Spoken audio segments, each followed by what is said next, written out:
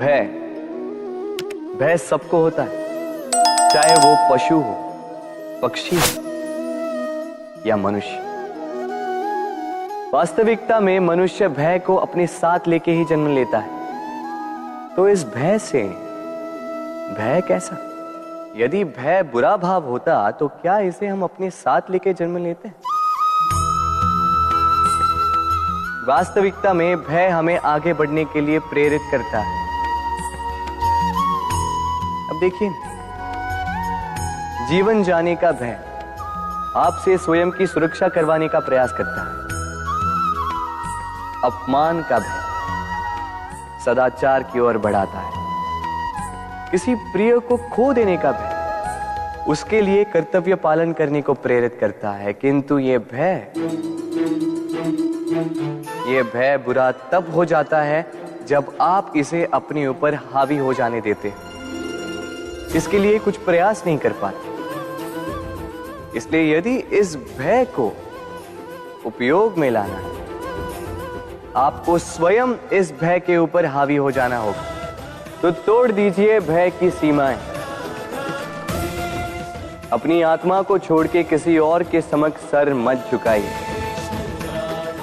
और स्मरण रखिए, जब अंधकार से डरना छोड़ दोगे तभी दीपक बनकर प्रकाश दे पाओगे। राधे राधे। मनुष्य का स्वभाव है कमाना, संग्रह करना, फिर चाहे वो धन हो, नाते हो, संबंध हो या हो प्रसन्नता। परंतु क्या आपने कभी सोचा है, नियति ने यह संग्रह करने की प्रकृति मनुष्य में क्यों डाली? एक बीज से पौधा पनपता है, उसके भोजन से फल संग्रहित होता है। क्यों? इसलिए ताकि वृक्ष उसे स्वयं खा सके? नहीं, बल्कि इसलिए ताकि वो भूखे जीवों में बांट सके। अब आप पूछेंगे कि इसमें वृक्ष का क्या लाभ? लाभ है, क्योंकि जो बांटता है वो मिटता नहीं। जो फल ये जीव खाते हैं वो उसके बीजों को वातावरण में बिखेर देते हैं, जिससे जन्म लेते हैं नए वृक्ष। उसकी जाति, उसका गुण, उसकी मिठास अमर हो जाती है। इसलिए स्मरण रखिएगा, अमीर होने के लिए एक एक क्षण संग्रह करना पड़ता है, किंतु अमर बनने के लिए एक एक कण बांटना पड़ता है। राधे राधे। संसार में सबसे बड़ी शक्ति क्या है? अब आप में से कुछ कहेंगे शस्त्र की, कुछ कहेंगे शास्त्र की, कोई कहेगा बुद्धि की, तो कोई कहेगा बल की। किंतु ये सब अधूरे हैं। संसार में सबसे बड़ी शक्ति है मित्रता।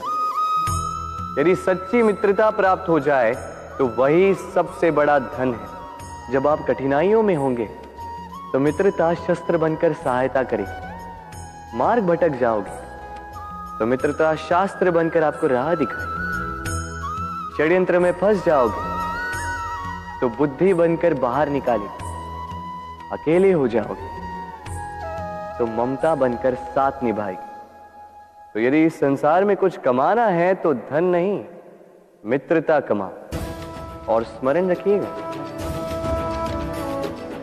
यदि इस संसार में मित्र बनाना आपकी सबसे बड़ी दुर्बलता है तो आप इस संसार के सबसे शक्तिशाली प्राणी हैं। राधे राधे। जब से मनुष्य जाति का अस्तित्व बना है तभी से युद्ध भी अस्तित्व में आया। युद्ध जो कभी धन का द्वंद्व बनकर सामने आता है तो कभी सुरक्षा का हथियार बनकर, कभी विजय की भूख के लिए, तो कभी पराजय टालने के लिए। किंतु वास्तविकता तो यही है कि यदि आपको आगे बढ़ना है तो बाधाओं से युद्ध तो करना होगा, परंतु युद्ध के लिए सज्ज रहना इतना महत्वपूर्ण नहीं है जितना महत्वपूर्ण है यह समझना कि युद्ध को टाला कब जा सकता है, क्योंकि सबसे सफल युद्ध वही होता है जो कभी लड़ा ही ना जाए।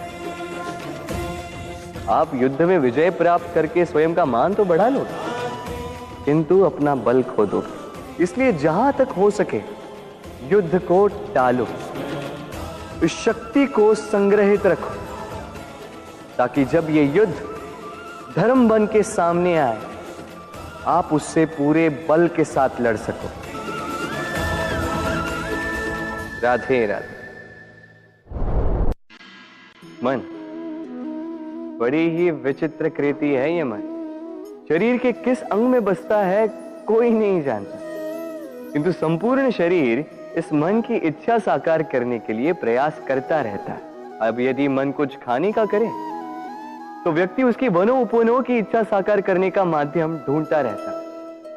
अब यदि मन किसी को शत्रु समझ ले तो व्यक्ति उसे नष्ट करने का हर संभव प्रयास करता है। अब यदि मन किसी से प्रेम करे तो उसकी प्रसन्नता के लिए हर सीमा लांघने के लिए सज्ज रहता है। परंतु जीवन सुखद हो इसके लिए आवश्यक है कि मन खाली हो।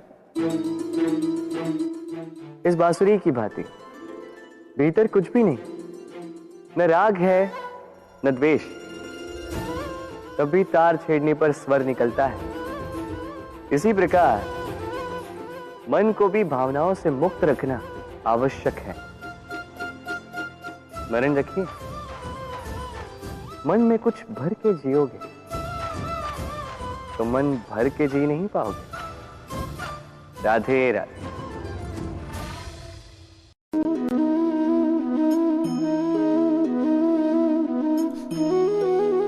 कितना सुंदर प्रतिबिंब है। इसका कारण क्या है? मेरा रूप सुंदर है या ये जल स्वच्छ है? नहीं, ये जल स्थिर है, शांत है।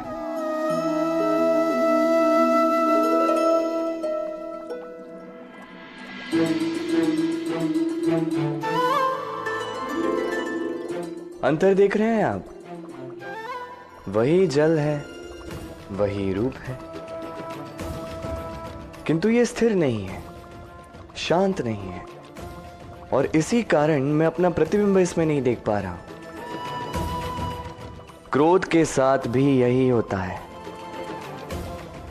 यदि आप स्थिर हैं, शांत हैं, तो आप आपकी आत्मा को देख, सुन और समझ पाओगे, किंतु क्रोध इस आत्मा की पुकार को पी जाता है।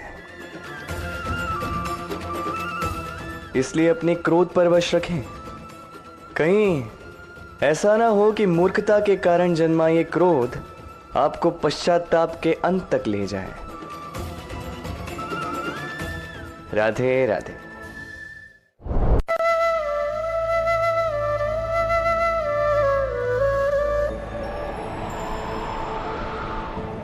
एक पिता के लिए उसकी संतान उसका गर्व है, उसका अहंकार है, और संतान के लिए उसके पिता उसका आदर्श, उसकी प्रेरणा।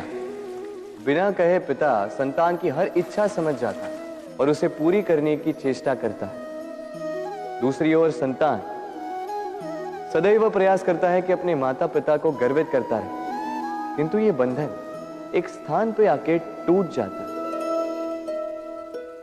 तब जब संतान स्वयं की इच्छा से अपना जीवन साथी चुनना चाहे। क्यों? कारण है संवाद की कमी। जब बात आती है संतान के विवाह की तो माता पिता सोचते हैं कि इसमें संतान से क्या पूछना, हम उसके लिए कुछ अनुचित तो चाहेंगे नहीं। और संतान का यह मानना होता है कि उसका भविष्य चुनना उसका अधिकार। दोनों आपस में दुखी रहते हैं, किंतु बात कोई नहीं करता। होना यह चाहिए कि माता पिता को उसी स्नेह के साथ संतान की इच्छा समझ लेनी चाहिए और संतान को उसी विश्वास के साथ माता पिता को विश्वास में ले लेना चाहिए। एक बार संवाद करके देखिए, वर्तमान और भविष्य दोनों ठीक हो जाएंगे और मन प्रसन्न होकर बोले, राधे राधे।